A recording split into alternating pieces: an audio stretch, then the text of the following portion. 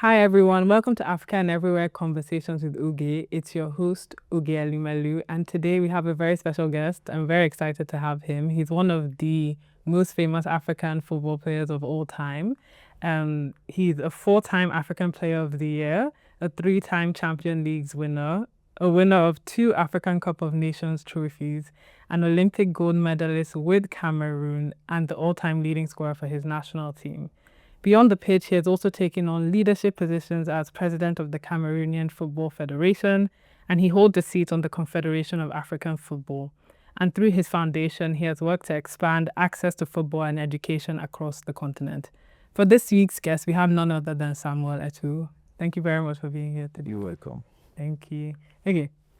So, as I mentioned, you've been called one of the greatest African footballers of all time. But I wanted to ask what made the young Samuel Eto'o want to go into football, and what was kind of your journey to become a professional football player? Je vais répondre en français avec. Je pense que le rêve de devenir quelqu'un d'important, le rêve de suivre ma passion qui a toujours été le football, c'est ce qui m'a motivé à essayer de tout faire pour devenir un joueur professionnel. Mais après, les opportunités qui se sont présentées à moi pour essayer d'aller un peu plus loin, c'est l'histoire. Merci. Thank you. Another question I had wanted to ask is, when I was trying to do my research, I saw that a lot of professional footballers, their careers tend to be between 10 to 12 years. But you've been very blessed and you had a professional career that was up to 22 years. And so I wanted to ask, what do you think allowed you to set yourself apart and enabled you to be able to have such a long career and that longevity? La discipline, elle est importante, la discipline dans ta vie professionnelle, sur tout ce que tu fais. Et en plus, moi, j'ai connu deux blessures vraiment très importantes. J'ai eu le ménisque externe et puis j'ai eu le tendon. Mais la discipline dans ma vie professionnelle, je ne buvais pas, je m'entraînais correctement, je faisais très attention à plusieurs choses, m'ont permis d'avoir une très longue carrière. Thank you.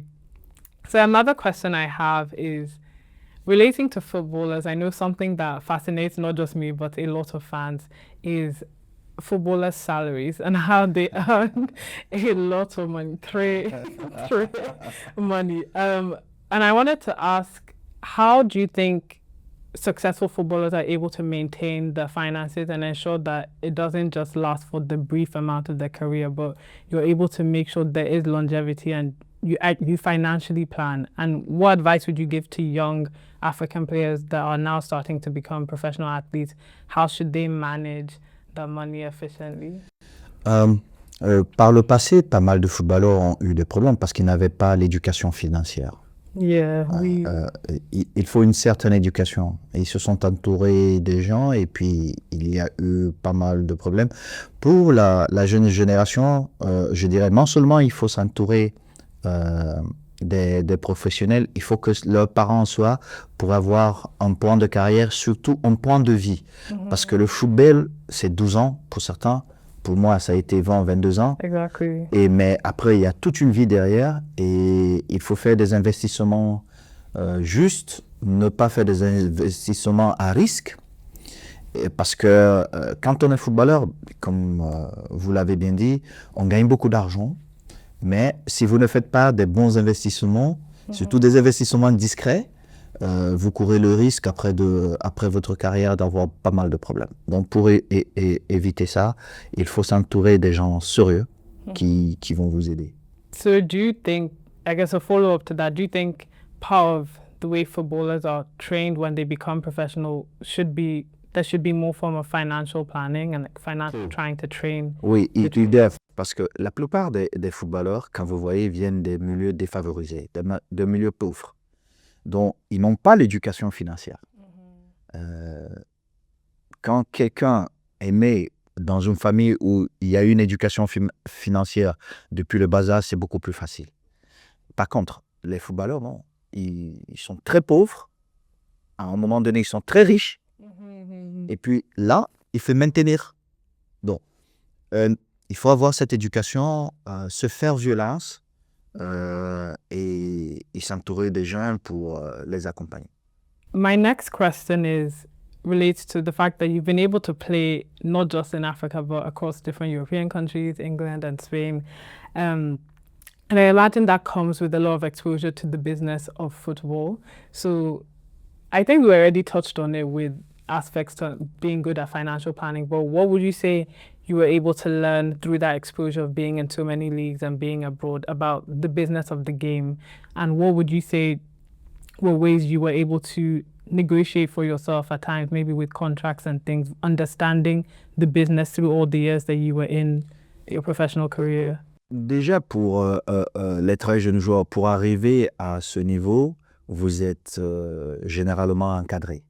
Donc, vous avez des managers, des avocats, la famille, papa, maman, qui peuvent défendre vos intérêts. Quand vous avez parlé tout à l'heure de salaire, dans le football, on ne vous donne pas votre salaire si vous ne produisez pas 5-6 fois ce qu'on vous paye.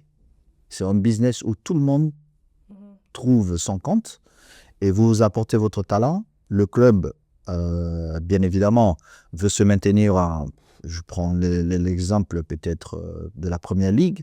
En Première Ligue, veut jouer la Champions League, veut. Alors, ils prennent le meilleur, ils payent des salaires. Mais pour défendre vos intérêts, à ce niveau-là, généralement, vous êtes accompagné par des équipes. Ça peut être vos managers, ça peut être vos avocats, ça peut même être vos parents qui ont une éducation et qui ont une idée de ce que vous valez à cet instant. And on top of that, you've had experience both in Europe and in Africa, and so you've experienced different leagues.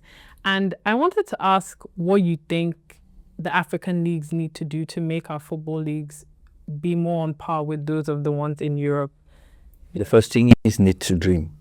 All Africans need to dream. En Afrique, on ne rêve plus de belles choses, de faire des choses en grand parfois. Pourtant, le potentiel est là. A lot of Africans have big talent. Oui. Beaucoup de talent. Alors, il faut se faire violence et faire une bonne organisation, respecter, où il y a un cadre que tout le monde respecte. Très généralement, les gens préfèrent mettre de l'argent dans des ligues en Europe que de le mettre en Afrique. Pourquoi? Parce qu'il y a toujours des petits intérêts qui bagarrent pour que ce qu'on essaie de construire de très grand ne voit pas le jour.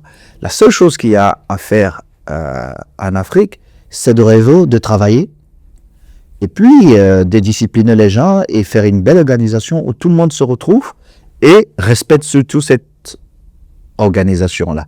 Et après, vous allez voir que le sponsoring viendra. Aujourd'hui, en Angleterre, par exemple, quand on parle des droits télé, on parle en billions de pounds.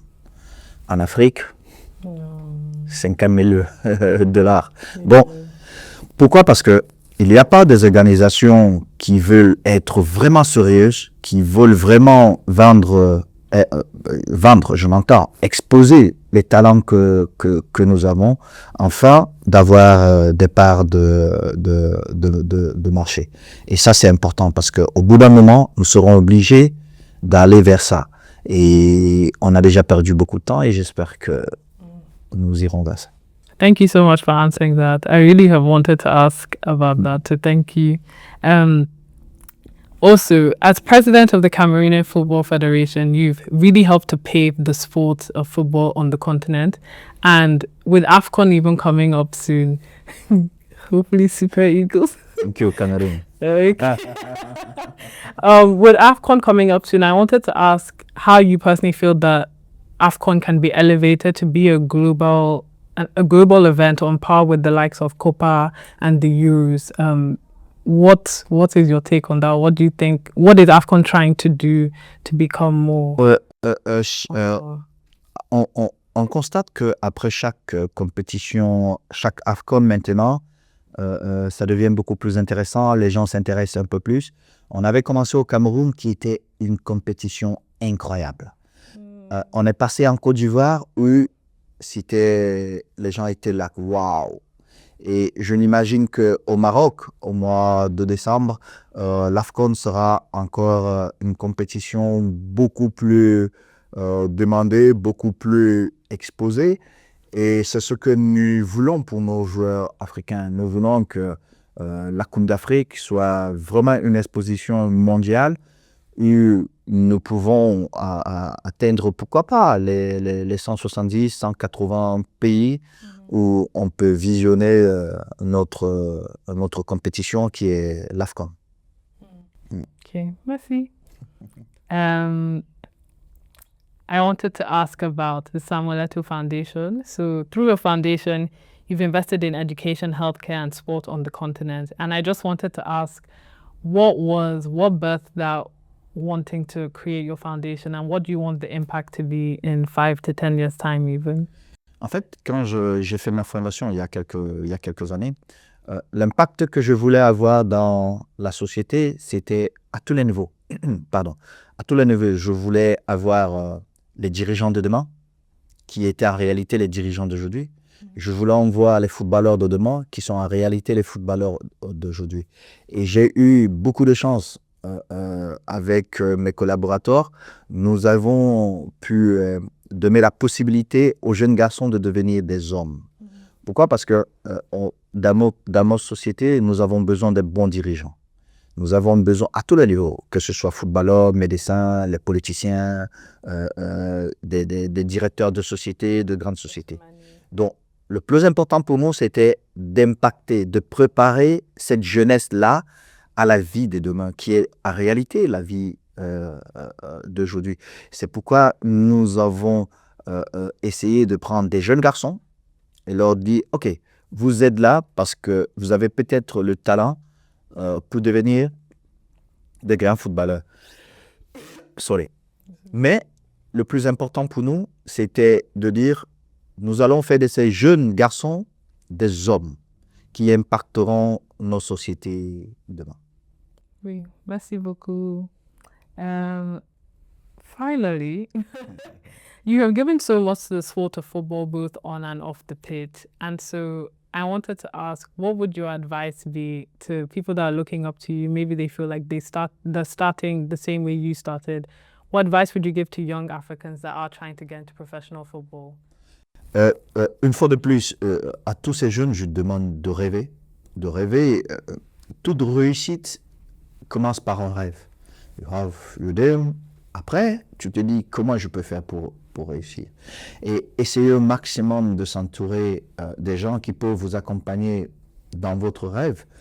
Et moi, par exemple, j'ai eu la chance de rencontrer des gens qui m'ont donné des opportunités pour devenir ce que je suis devenu. Mais la première chose d'abord, c'est vous-même. C'est d'être préparé à accepter ces opportunités et à accepter ces défis. Parce que très souvent, ces opportunités ne se présentent pas plusieurs fois. Elles se présentent peut-être une fois et il faut être prêt. Donc, pour la jeune génération, je leur dirais de rêver, de devenir ce qu'ils veulent, mais surtout de se préparer pour les opportunités qu'ils ont. Merci beaucoup. C'était très intéressant. Thank you so much for listening to today's interview with Samuel Eto'o. I thoroughly enjoyed it and it was so exciting. And I think the main takeaways for me that he imparted with us are that, it is very important to have a dream. It starts all with having that dream, and then once you have your dream, working towards it. And with having that dream, you need to have discipline. Discipline is so key to success. And after discipline, it's really important who you surround yourself with, because bad company can corrupt good character. So who you surround yourself with is key, but ultimately as well, having an ecosystem and having a family that supports you will ensure that you're able to bring all these dreams to pass with discipline and the right support system. So thank you very much, Samuel Eto'o, for being here with me today. And this is Africa and Everywhere Conversations with Oge. I'm your host, Oge Elumelu, and please make sure to like, comment, share, and subscribe. Thank you very much. Bye-bye.